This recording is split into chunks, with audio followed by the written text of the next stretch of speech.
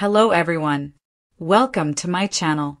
Please subscribe and keep watching more details. 90 Day Fiancé. Happily Ever After is making me uncomfortable watching Adnan and Tigerlily, and I have to talk about it. Warning. The following contains spoilers from the 90 Day Fiancé Happily Ever After episode. May the Force be with you. Stream it with an HBO Max subscription and read at your own risk. 90 Day Fiancé couple Adnan and Tigerlily Abdel Fattah are one of the stranger couples in the franchise.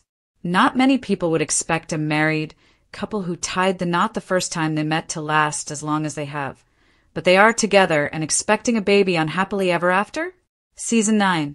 Tensions are high as they deal with that and Adnan's adjustment to life in the United States. And I feel compelled to discuss how uncomfortable their fights can be. After writing about how this married 90-day couple feels destined to appear on a new season of The Last Resort, I'm hoping that if that happens, the therapists address the strange dynamic they have. It made me uncomfortable in the latest episode, though it's not the first time I've noticed. Adnan and Tigerlily got into it once again over whether or not she'll convert to Islam before the birth of their child. It's the classic struggle of 90-day fiancé women wanting to marry men from the Middle East and maintain their Western values, and it becomes a problem time and time again. Adnan was upset that Tigerlily was not interested in converting before giving birth. But what was more concerning was how she handled it. Tigerlily has this odd habit of talking to her husband as though he's a child, whether it comes from explaining how his outbursts are upsetting to her, or asking him what he can do better to fix a problem she has with him. I'm reminded of that past 90-day cast member Corona Blakey and her whole tactic of what she called soft partnering. Her demeanor really strikes me as condescending, as if she thinks he's not able to understand things on an adult level. Those exchanges have a weirder connotation when it comes to this specific couple, too. Tigerlily is 41 years old, while Adnan is 22, not quite half her age. That gap is substantial enough that it's entirely possible that she could be the same age as his actual mother, if not older even. As such, the couple's dynamic is strange, and it seems to be her way of reminding him she's the adult in the situation, such as when he wanted to talk about how the man should be running the household. Not the most equalizing of tones, to say the least. Now, Adnan does have a historia flying off the handle on 90 Day Fiancé, and has proven in the past that sage advice from someone older would have been ideal. He fought with Niles Valentine during a tell-all, and I never imagined seeing Niles involved in a confrontation with anyone. It's possible that Tigerlily has to speak to her husband in such a way to legitimately get him to calm down and be more reasonable when emotions are running hot. Whatever the reasoning is, the sizable age gap between the two makes it hard to watch, and I don't remember couples with similar gaps acting the same way. Even with her other issues, Angela Deem never treated Michael Ilasami as though he were a child. I don't think it's going to stop anytime soon, but I do hope that when they do attend couples therapy on 90 Day, The Last Resort, that gets brought to their attention. Reality television thrives on spectacle. It thrives on the messy, the chaotic, the beautiful disasters that unfold when love collides with circumstance. But sometimes watching two people unravel in front of the cameras stops feeling like guilty pleasure and starts feeling like voyeurism. That's exactly where I find myself with 90 Day Fiancé, Happily Ever After, and the complicated, often cringe-worthy relationship between Adnan and Tigerlily. I've been a loyal viewer of the franchise since its early days. I've seen every green card scramble, every culture clash, every family feud that TLC has served up. But there's something about Adnan and Tigerlily's storyline that doesn't sit right with me. Maybe it's the power imbalance. Maybe it's the desperation seeping through every interaction. Or maybe it's the way the cameras never cut away from their rawest, most uncomfortable moments. Either way, watching them together makes me feel less like a fan and more like an intruder. The uneasy dynamics. Adnan is older, seasoned, and undeniably controlling. His words are carefully chosen, yet his silences carry an edge. Tigerlily, on the other hand, is younger, whimsical, and wears her emotions like brightly colored scarves, visible, fragile, fluttering in the storm. On paper, opposites attract. On television, opposites combust. What unsettles me is how often Tigerlily seems to shrink in his presence. Her laughter, once light and unrestrained, is now nervous, clipped at the edges. She second-guesses herself mid-sentence, searching his face for approval like a student waiting for the teacher's nod. There's a vulnerability there that tugs at the heart, but when paired with Adnan's stern, measured demeanor, it begins to feel like an uneven playing field. And here's the thing.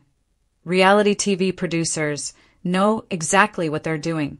They linger on those awkward pauses. They replay the arguments in slow motion. They zoom in on the flicker of hurt in Tigerlily's eyes as Adnan dismisses her concerns. They package discomfort as drama, and we, the audience, are complicit in consuming it. When love starts to feel like a performance, another layer of unease comes from how performative their relationship seems. Every time they sit for a confessional, I can't shake the feeling that they're performing a version of themselves designed for the cameras. Adnan, stern but logical. Tigerlily, dreamy but insecure. It's almost archetypal, the dominant protector and the fragile romantic. But real life doesn't fit into archetypes, and watching them squeeze themselves into those roles feels claustrophobic. Their love doesn't unfold, it contorts. Moments that should feel intimate, a dinner out, a private conversation about the future, even a simple embrace, feel staged, like rehearsals for a play no one asked to see. And yet, Tigerlily clings to the narrative of love conquering all. She paints Adnan as her anchor, her stability, the man who pulls her down from the clouds. But is it love or is it survival? Is it devotion or is it dependency? The line is blurry, and the longer we watch, the blurrier it becomes. The unspoken power of editing. Part of my discomfort comes from knowing how much of their story is in the hands of editors. We see what they want us to see. If Adnan looks controlling, if Tigerlily looks naive, that's no accident. It's a storyline crafted for maximum engagement. But here's the catch. Even knowing that, I can't ignore the authenticity in their tension.